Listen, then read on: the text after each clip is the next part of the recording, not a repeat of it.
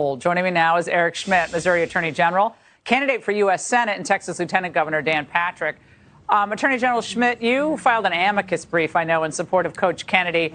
We've had him on the angle a number of times. Now, what do you say to these people saying that this decision is a separation of church and state issue? Yeah, these people have lost their minds, and their real objection is with the Constitution. This country was founded on the idea that people could express their religious beliefs, and the government would protect that right, a God-given right, not infringe upon it. And so here you had a coach engaged in voluntary prayer, and the left has lost their minds that it's now protected. And we're led to believe, by the way, by these same people, that it's perfectly okay to force your kids to sit through drag queen story hour and this woke indoctrination in our schools. They're okay with that. They want to push that. But the idea that you actually have a constitutionally protected right to engage in prayer is very affirming that the court, issued this opinion today, because this is exactly the right way. The Constitution is supposed to protect these individual rights, and the right to express yourself through prayer is certainly protected. Is a big win for religious liberty here today. All right, Dan, on the issue of Roe, Kamala was asked tonight about federal financial resources for women who want abortions. Watch. What about the idea of financial resources, some form of voucher for travel for women seeking abortions in states where it's not legal? You're asking a very important point, making a very important point, which is what are the details that are going to go into ensuring that women have the ability to actually travel without impairment. And so this is something that we are looking at. Dan, she's talking about, I guess, helping women travel out of states like yours, which is currently being sued, right, by the ACLU. Your reaction?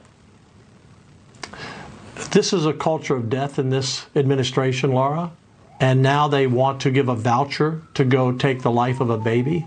Through this entire discussion, Laura, the last couple of days since Roe v. Wade was overturned, I have not heard one person on the left say anything that seemed to care about the life of the baby.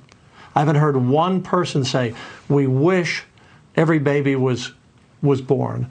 We don't support abortion. We just support choice, but we do care about the babies as well as these mothers. I haven't heard a word.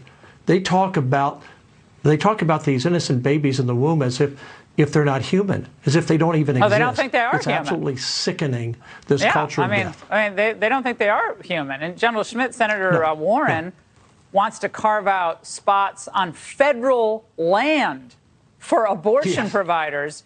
The HHS Secretary, Javier Becerra, didn't rule it out. Watch.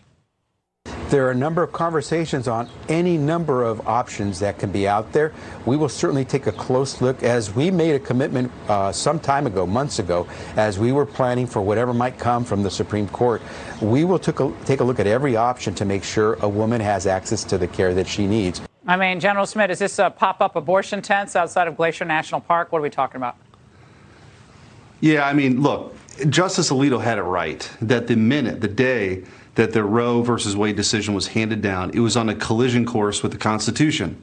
And the court got it right after 49 years and returned this issue to the states to decide. Missouri, when I issued the Attorney General opinion, moments after that, became the first state to effectively end abortion. And we need to be unapologetically pro-life here.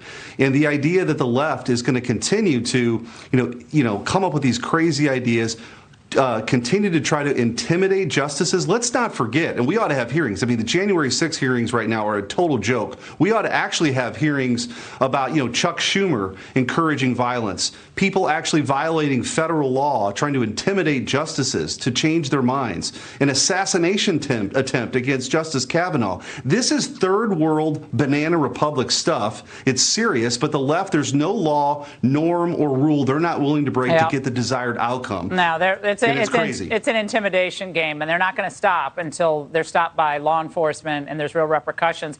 Dan, we have to get to the breaking news tonight out of San Antonio. Speaking of the culture of death, law enforcement is telling Fox that at least 46 migrants, 46 have been found dead in a tractor trailer, more than a dozen hospitalized. I understand there's been 3 arrests made.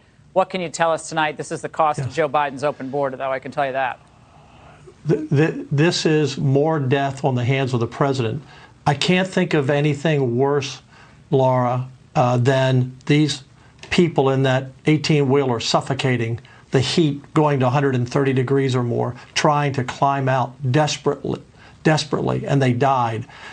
Culture of death, whether it's fentanyl that he allows to come over the border because he has open borders that kills our teenagers, whether it's these 46 people, and it may be more, those are in the hospital, are very critical, and the babies that we've talked about. If ever today, with this decision handed down, Laura, on prayer, if ever this nation needs to climb out of the darkness we are in of the Biden administration, now is the time that we all should be on our knees and pray. 2 Chronicles 7:14, if my people. And we need to pray because America is in darkness right now. Well, I think there's a lot of light out there, and we're seeing some bad news. But that court decision was a great moment for this country. It was a great day. Gentlemen, great to see you both.